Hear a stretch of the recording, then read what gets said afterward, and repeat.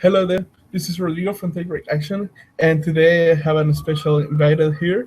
Uh, he is the art director. He was the art director of Ratatouille. He was involved into he was one of the creators of the Dam Keeper as well, and he was involved in Toy Story 3. So, welcome, Robert Kondo. Thank you, Rodrigo. Thanks for having me. So the first question that I would like to ask you is like, if you can give us a little bit of your story, like how did you started into art, into all of this? Were you the kid that were always like drawing into the classroom or something like that? Yeah, my mother was actually a trained fashion designer. She gave up fashion design when she had my brother and I to be a full-time mother. But she was always drawing. She was always, when she was on the phone, she'd always doodle. And art was something that I just was always around. My mom was always drawing, and whenever there was a school project with art, it was always something, we got to work on together. And I wasn't a great high school student, so when I was graduating school, I actually didn't have a ton of choices, but I really loved art. And I had looked into Art Center, which is a school in Pasadena, California. And, the first time I applied, I actually didn't get in. So I kind of took 6 months and worked up a portfolio, took some life drawing classes, and then got into an illustration class. And, in high school, I was always the student who was always drawing on my tests and always drawing on everything. And then going into college, everybody was the artist from their school, and it was really humbling to be amongst kind of all of these artists that were really, really spectacular at drawing and painting, and I had never even painted before, really. And so that's how I kind of started getting into art, studying illustration. So like the university was like the place where you started to hone your arts and to get better at it. Yeah, in high school, I had an amazing journalism teacher, Mrs. Moore, who she ran a weekly paper. So every week we put out a high school paper. And so every week I would draw a cartoon for the paper. So that's really where I was drawing quite a bit. And then going into university is where I really learned kind of foundation schools. I learned about life drawing and painting from life and landscape painting, all the observational studies that really built a foundation for my art studies. Awesome. So, what have been your influences? Like, did you have anybody that you admire that, like, you were trying to take from the art that they did? Yeah, no, all the time. There are, a couple of artists that I really admired in school I actually got to work with. So when I was in school, the art book for Monsters Incorporated had come out. And I really love the work of Harley Jessup and Dominique Louis, Carter Goodrich. And, I also, I kind of really admired this kind of visual development artwork. I really love that work. I got to see some of the work of Bill Cohn. And, on top of that, I had started to see work from production designers like Paul Felix. And so those were contemporary artists I really admired coming out of school. And of course, school really gave us love for a lot of the traditional artists, people like John Singer Sargent and Joaquin Sorolla, some of the Russian painters, figurative painters like Repin. I really admired. So it was kind of this balance between traditional painting and contemporary designers and animation that I really, really loved. And that's what made me really chase going to Pixar. Was a lot of the artists I really admired were up at that studio, and I wanted to go learn from them. Awesome. I was looking, well, we were looking, all of us, like the work that you do and the way that you manage the light and the shadows is like a very unique way that we haven't seen many people doing the same way. Like, how did you get to that point, like to use the light and shadows in that way? I, you know, I really, I guess it's from a lot of observation, a lot of going out painting. when I was in school, I studied with Mike Hernandez, who's a designer from DreamWorks, and he would always take us out going landscape painting. And then when I came to Pixar, I started, going out painting with some of the painters there. So we would go out painting in the morning, or we'd paint from the figure. And now, I'm a lot busier, so it's a lot harder to carve out that time. But still, I try to paint still lifes or little cafe paintings, and sometimes I'll paint digitally. But I really like observing just natural light outside. The other thing that I do quite a bit of is I actually take quite a few photographs. So like just now, like right now, I was on a hike and just going around taking photos of everything around me. So yeah, I do. I think a lot of, I don't know that my, it's interesting that you say that my treatment of light and shadows is different. I feel like it's just based on what I see out around me. Awesome. And you were talking us about how you wanted to go into Pixar because you saw many artists. Like, how did you get into the industry? One of my instructors, Norm Sherman, was an amazing mentor to me. And he happened to share my portfolio with Harley Jessup, who ended up being my future boss at Pixar. I had targeted Pixar from early on in my studies. That was really the studio I wanted to work for. I actually had like a kind of a 10-year plan where I was gonna work at. I actually did work a little bit at other smaller studios. I just got lucky. They happened to be looking for an artist for Ratatouille, and my portfolio fit what they were looking for. So it's really hard. To be honest, I don't even know. Sometimes I wondered why they hired me, but once I was there, I just worked as hard as I could to stay. But yeah. Awesome. And what is the creative process that you take to decide, like, when you're going to design the set? Like, for example, Ratatouille, I was looking at some art that you did there. What's the creative process that you had in order to create all that? Yeah, the amazing part about filmmaking is the collaborative process. A lot of times we'll sit down with the director and hear from the director what they envision, a lot of times I'm looking for what the director wants a scene to feel like.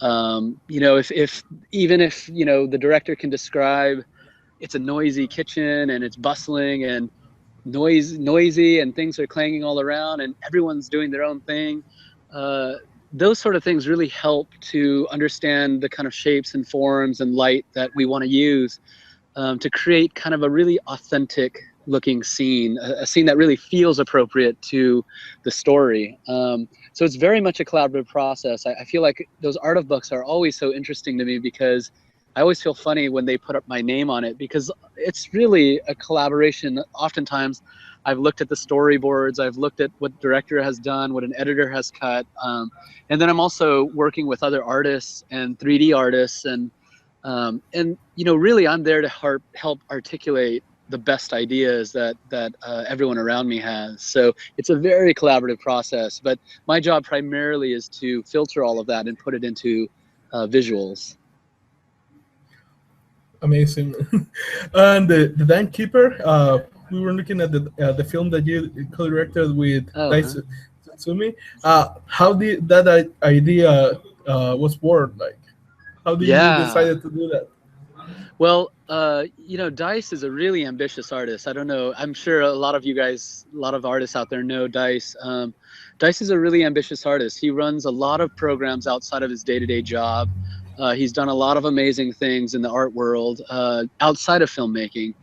But he's someone who's really ambitious, and he had done his own film for this project called Sketch Travel, all on his own. I helped him a little bit on one little scene, but it really primarily Dice did everything himself as far as painting. And we both were really excited about what he had done. He had basically done a step between an animated film and a children's book, but it looked like a moving painting.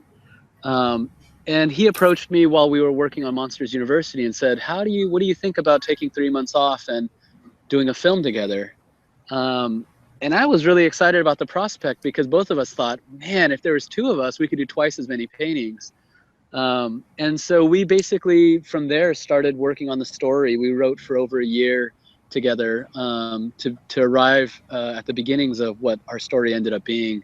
You know, over that year, we had 4 or 5 different stories that we worked on that were completely different.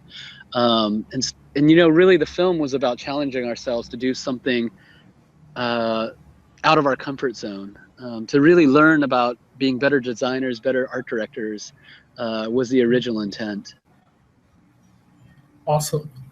Also, I imagine that when you love what you do, like time flies. How many hours, when you have to do work, like how many hours do you put into doing each work? I try to put in as little as possible, but you know, a lot of times it takes a lot of work to do work that you're proud of. I think like a lot of times there's this line that is drawn in the sand of what is kind of necessary to do your job, and then what you want to do to push yourself and beyond what is needed for your job. And I feel that all the work that I'm really happy with and that I'm proud of happened in the space outside of what was necessary. So I put a lot of time into my work. You know, I think like right now, I mean, I've met artists that work a lot harder than me. So, but I do work, you know, I don't know, at least like 10 hours to 12 hours every day, pretty solid. Now that Dice and I are running our own company, Tonko House, you know, we work almost nonstop.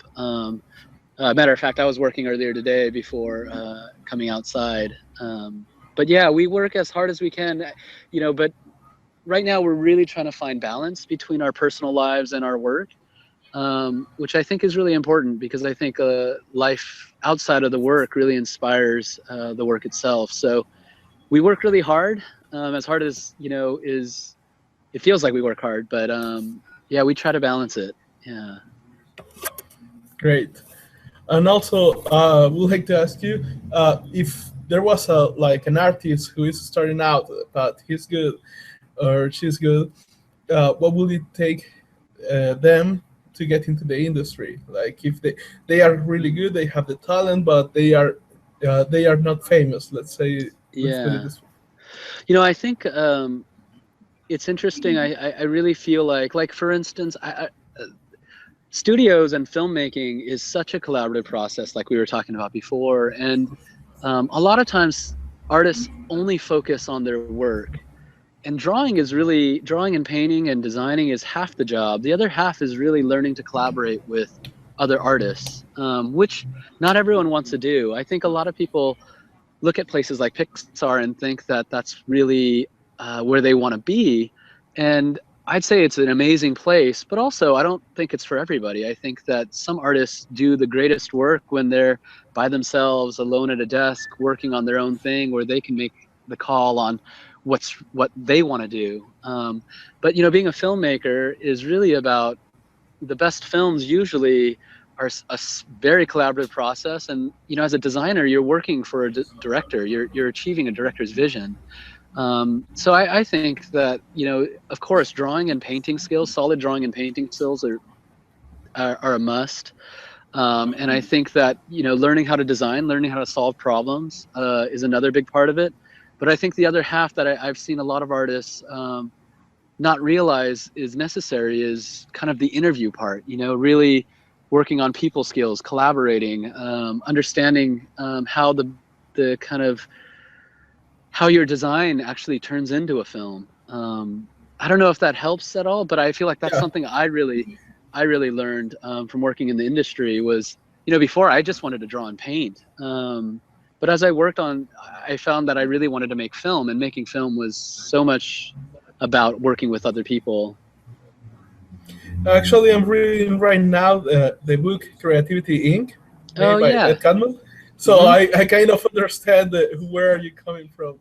Like I already read about all the creative process, like when you meet and everybody's like giving their ideas. So yeah, I think, you know, I've met a lot of great artists that are so precious with their work, and so am I. I'm so, you know, when you work on something, you have to kind of learn to love it.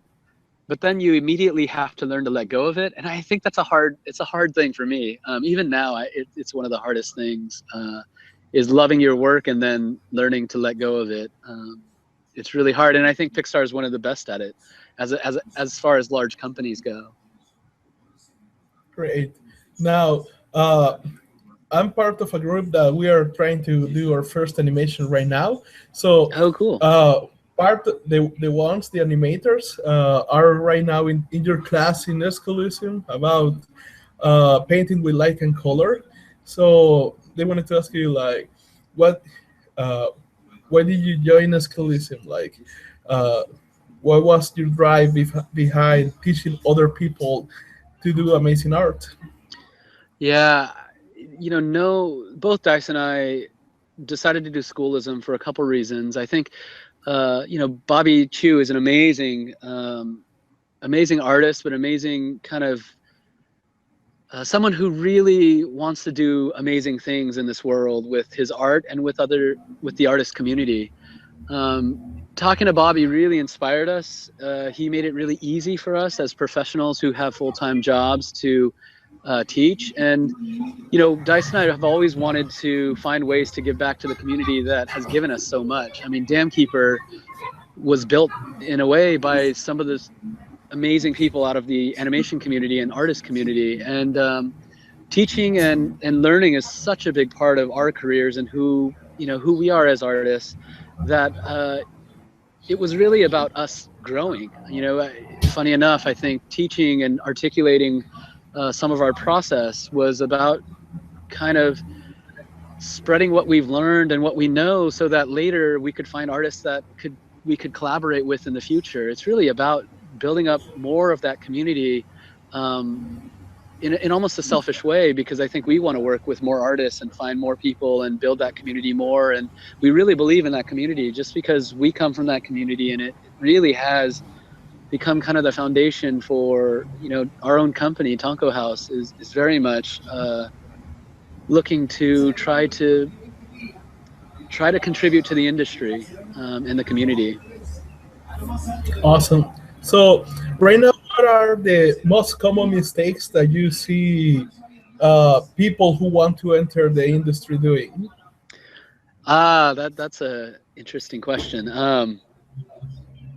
I feel like I see a lot of young people, and I feel like I was the same at the time too, so I can't blame them, looking for tricks, looking for quick solutions or tools or things that can help them to do things. And I think there are things that can help, but I think that I found that it's, I'm sure, like, Rodrigo, it's all hard work and just repetition and mileage. Just painting. It's not about doing great paintings. It's about doing lots and lots of paintings, lots of bad paintings, and learning from those bad paintings. I feel like, I try to share as much as I can. And sometimes, there are paintings that I share that I'm not particularly proud of. But there are a lot more paintings that I have and drawings that I have that I won't show anybody, just because every drawing is a bit of a struggle. There's always this moment of frustration where you're trying to solve something or communicate something, and the best ones work and the worst ones are, tucked away in the sketchbook and nobody ever gets to see. But it's really about mileage, I think. I think there's really, unfortunately, some people get lucky, but overall, I think a lot of people that I've talked to that are mentors to me and people I look up to, I find that they're the hardest working people I know. I see.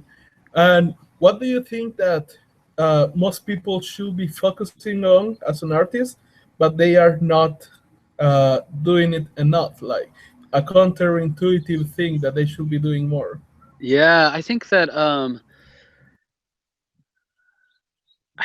what's interesting is at least lately, I feel like I've been doing a lot more of looking just around me. I think observation, our painting class is all about observation. And, we always worried, our classes really starts off with basic still lifes and things like that. And I wonder sometimes if people, subscribe to the Schoolism class and wonder, like, basic still lifes, why? but it really is the foundation. I think looking and really looking harder and learning how to observe is the key to being a better artist, I think. Like now, I don't, you know, I paint less than I do now, but I feel like I learn more with each painting I do than I did before. You know, before what used to take me 15, 20 paintings to learn something, now it's almost like each painting's about learning or about solving something. So, you know, I really think that observation, not just sitting there and copying what you see, but really studying light, really studying form, really studying nature and the world around you is so important. But yeah. Great. So right now, I imagine that, like, can you describe us a little bit more how is the industry right now? Like, what opportunities there are? Yeah. Because thanks to the technology, for example, the Schoolism is now going to be like $12 an hour a month. Like, that's an amazing opportunity that That's great. many people still don't know about it. So, do you see any other opportunities out there that many people don't know about it? Gosh, that's interesting. I think that sorry, I was just so distracted. I'm gonna flip the camera around. There's like I don't know if you can see it, but there's a fox running across the lawn. Yes, I see it. Yeah, you know, it's interesting that I think the industry is changing. I think we're going through what's going to be a big shift in how people take in entertainment. You know, I think Netflix and Amazon and distribution models are changing, which is changing the old Hollywood film studios and the way that people are experiencing things. You know, in the Bay Area where we're based out of,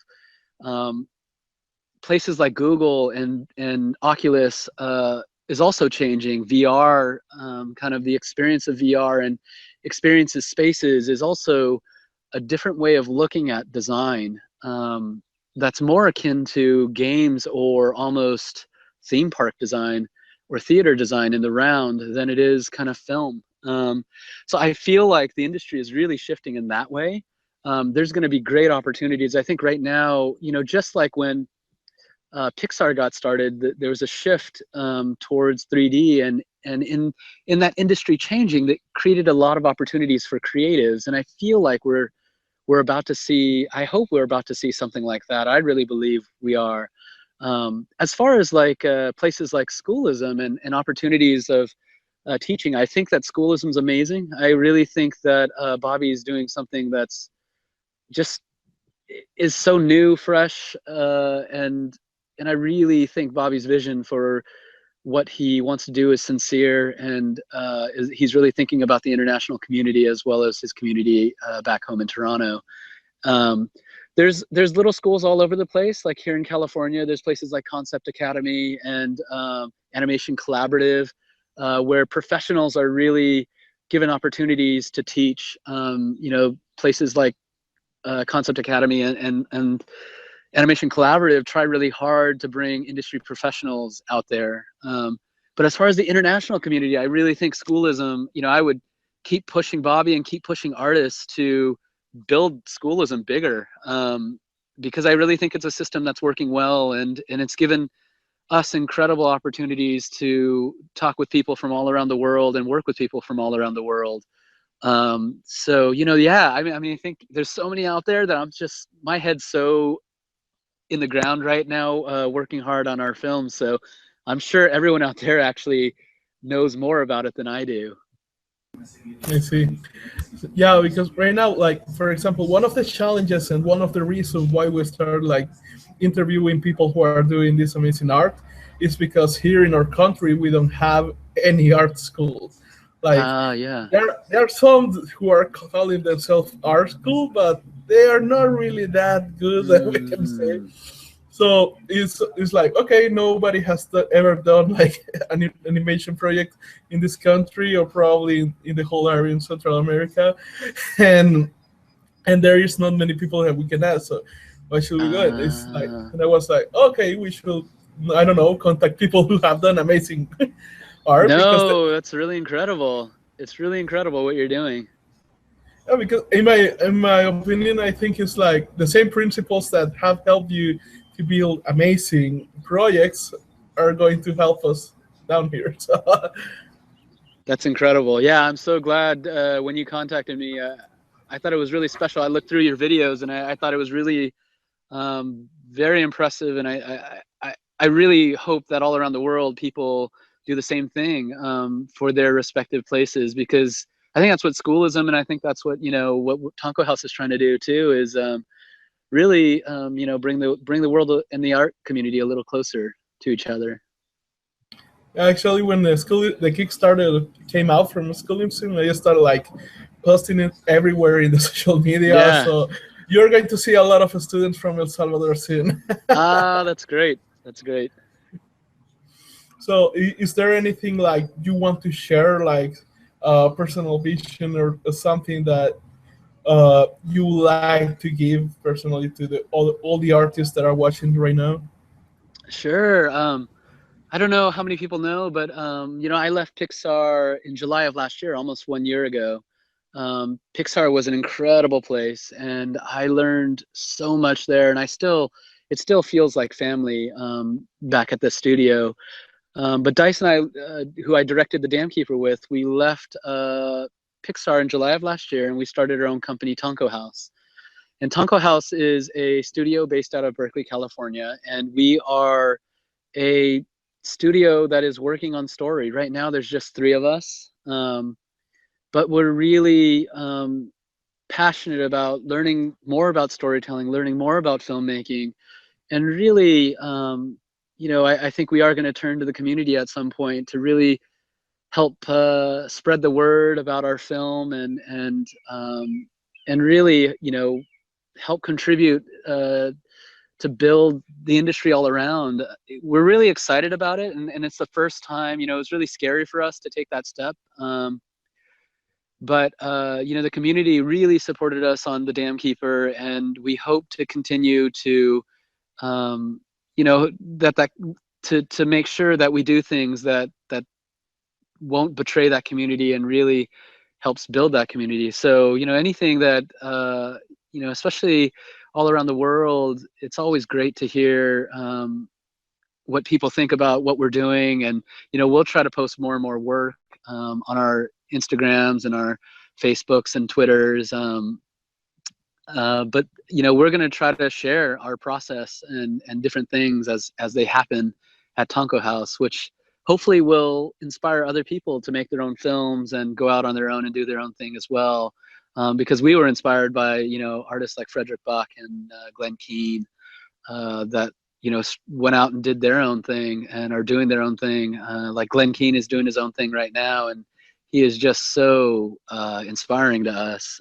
So people like that, who've given to us, we just want to try to continue to give to the community the same way that people we look up to are giving to that community as well. Awesome. Also, I wanted to ask you, like, is there any book or any material that you would recommend for anybody who wants to start learning more about it, to get like more the theory of everything? Yeah, the book The Illusion of Life, which I'm sure if anyone's into animation, that's a book that I read a few times because it just kind of touches upon everything. So I really loved The Illusion of Life when I was kind of coming up. And then, just the artists that I mentioned, it's like, artists like Sargent and Soroya, Zorn, Repin are good artists to look at for the way they use light. And then in particular, growing up here in the United States, the classic golden era of American animation, American illustration, artists like N.C. Wyeth, Howard Pyle, Dean Cornwell are really great artists to look at for storytelling. Norman Rockwell, they're all kind of artists that I look at for storytelling. And I really, I've been looking a lot at photography lately. There are just so many, like on Instagram, I'm inspired by so much of what people put out there, how amazing it is to see, when you see a simple photograph, but how powerful a single image can be. I do a lot of like prowling on the internet, looking at Tumblrs and Instagram and things like that. But yeah, there's so much great stuff out there with that really inspire. Whenever I can see someone using light or composition in a new way to achieve a new feeling, I get so excited. Yeah. Awesome. So I have a question for you. This one is a special one. What would you do, like, for example, if you wake up and so you somehow wake up like in another world, like in a parallel world where nobody knows about you. You only have $500, but you still have all your knowledge. What will you do? Oh, I would $500, huh? Well, I'd probably save that for food, but everything else, I mean, I would love to continue doing what I'm doing. Just keep making art. There's something refreshing about a fresh start, and nobody knowing you. It's really kind of an opportunity to reinvent yourself. And I would love to just design. I love designing things and telling stories and creating experiences for people. So yeah, I would still do that. I would fight to do that. I would never give that up. Yeah. Great, man. So, is there any other thought that you would like to share with us? No, I'm so curious to hear about your film, though. How far along are you guys? We're starting out right now because there is a prize that we won. Is just to give us like a fund to make the pilot.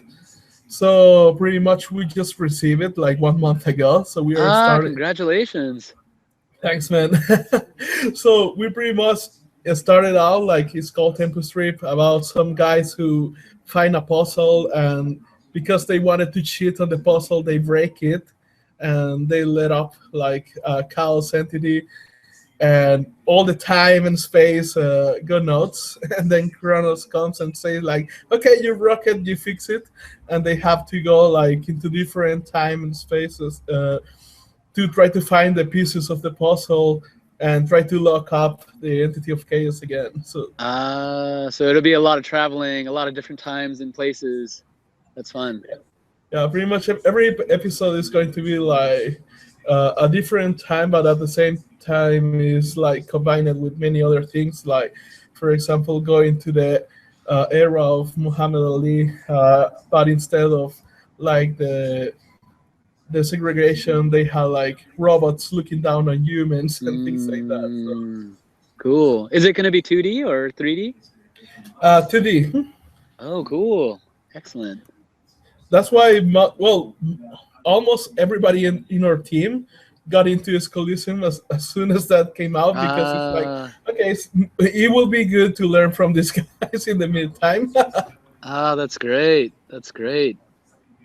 Yeah, there's so many great artists on SCoLESium. A lot of great friends of mine that guys like Daniel Arriaga and Louis Gonzalez that are really phenomenal designers, phenomenal storytellers.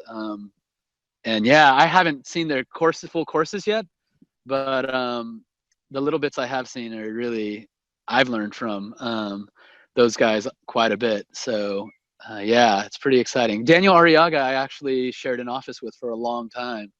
And he teaches on SCoLESium, but he's somebody who really taught me about appeal, how to get appeal out of your characters and sets and environments. And he's one of my favorite designers for sure. Yeah. And he teaches for SCoLESium as well. Awesome. Yeah, probably by the time that we start to get, right now we're like building this history and everything, but by the time that we get to start like the animation, we will already taken a lot of courses from SCoLESium, from you, from Daniel, from Dice. Well, pretty much we planned, we took, most of us took the 2 years plan, so we're going to be great. there. Awesome. We're going to be there for a long time. Very cool. So the animator, two of the animators, they are called Monica and Edmundo. Usually they don't join because their English skill is still lacking, but they wanted to tell you that they admire a lot your work, and that they Oh, are, thank you. and that your class is going to be the first one that they are in. Thank you so much. That really, it really means a lot. Just to know. I mean, it's honestly very touching that people, in El Salvador, our artists are able to watch our videos. We don't get to, we just go look online and we're filling stuff out and looking at stuff, but it's really, it really means a lot to us that the community down there is hopefully gains something from it. Actually, we would love to hear, if what people feel about the videos. It's our first time kind of doing something like that. So any sort of feedback or positive or negative would be great. Amazing. Yeah, probably they're going, like, right now they are loving a lot of the interviews that we're doing, and many people are excited about this interview right now. Oh, So great. I think you're going to get a lot of feedback there, and as well Great. a lot of students. That's great. That's great. Awesome, Rodrigo. Awesome. So right now, I think everything that I wanted to ask you, I already asked, Great. and you share as well. Any last tip? No, I think, yeah, I feel like it's like so part of the Dam Keeper experience for both Dice and I has been to take the film to different festivals, and getting to see all these different artists and all the different kind of art in the world is really one of the best parts about making a film. And hopefully when you guys finish your film and you get to go to festivals, you'll get to see a lot of that community, that kind of international filmmaking community, which is so collaborative and so supportive of each other. But one thing that I love about going around and seeing films in kind of respective countries is the kind of unique voice, especially different countries and different filmmakers preserving its own voice and taking kind of what's unique about their culture and their stories and really telling a story that can only be told from that point of view is kind of my favorite stuff. And both Dice, I'm Japanese American and Dice is from Japan, but even like in what we do, you can see, hopefully people can see and feel that influence as well. And I think, with the international, the interesting thing about the community becoming more and more able to communicate with each other from all around the world, one of the things that's hard is also some of those unique voices start to get a little muddled because everyone's looking at the same artists and everyone's looking at the same things. And that's why I think observation is so important, is to really maintain that unique voice and to really look at the world around ourselves, to really tell the stories that are unique to ourselves and stories that we can personally tell.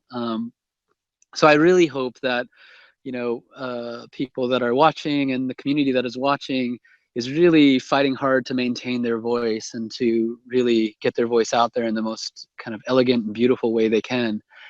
That's really cool to me. Seeing a film, hopefully, I'm hoping that, the film that you guys make will have a little bit of all of you in it. That's what's going to make it, I think, a special experience, but also a film that can only be made by you guys.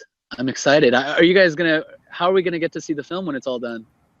Well, actually, we have already like the teaser that we used to win the prize, but we are still like doing the pilot right now, and we want to go into Kickstarter to get it fully funded, because right now we have like $30,000, which I'm pretty sure that sounds a lot, but at the time that you have to do a lot of stuff, it's not that much.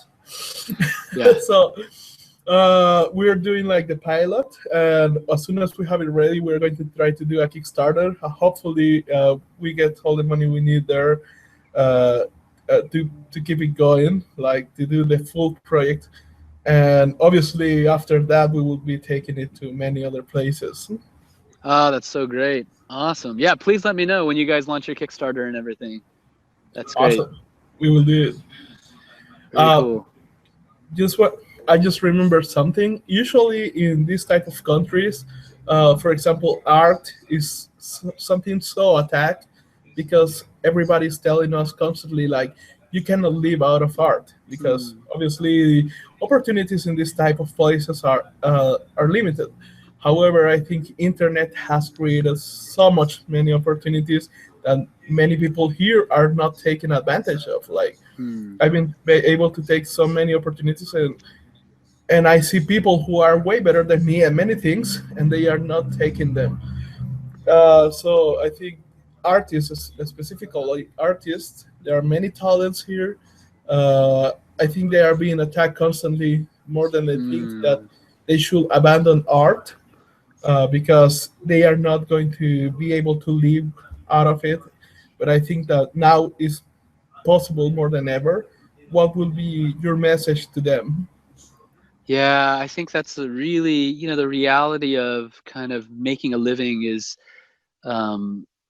important. I really think it's important. I think, it's kind of being able to survive and sustain is really important. And, I really feel like I've been incredibly fortunate to be able to do, both make art and make a living doing art. And, all around the world, I think, it's difficult. There are places, that it's much more difficult. I'm in California.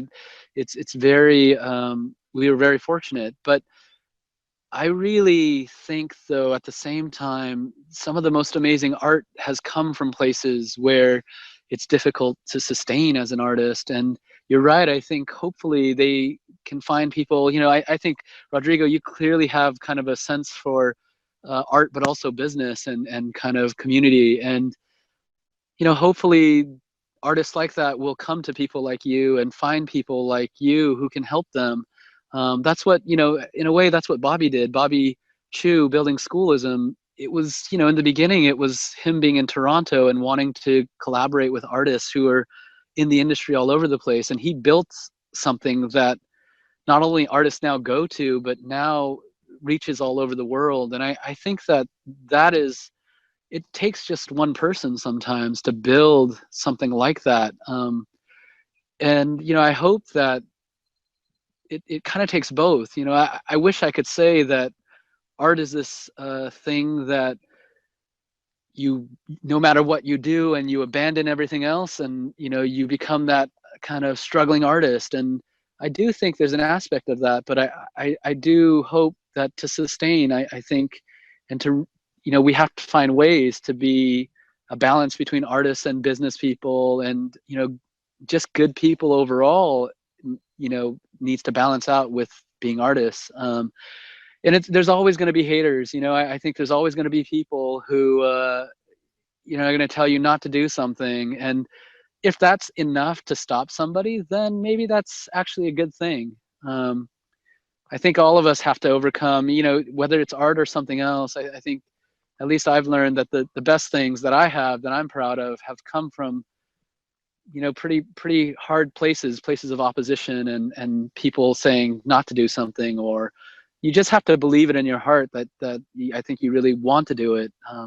And then you have to find a way. I think you have to be, just having heart is not going to be everything. I think it's a balance between commerce and art. That's really important, that to sustain, to build a community. I think that's really important. Yeah, definitely. Like my mentors usually say, like it's important to work hard, but it's also important to work smart. Yeah, that's totally true. It's absolutely true. Yeah. Awesome. So for now, I think that this is it. Like everything that I wanted to ask you has come already. So Great. Thanks a lot for your time, man. Thanks a lot for giving us all your advice. Believe me that we will take it very seriously into creating our project, and all the people here listening as well. They are going to take it very seriously. Rodrigo, thank you so much for the opportunity. It really is really incredible what you're doing. So I hope you keep doing it. And if there's any way, if there's time, or if there's, another interview, more questions, we'll just find time. Yes, definitely. So, Great. Thanks a lot for being here, man. Thanks, Rodrigo. Thanks, everybody. Bye.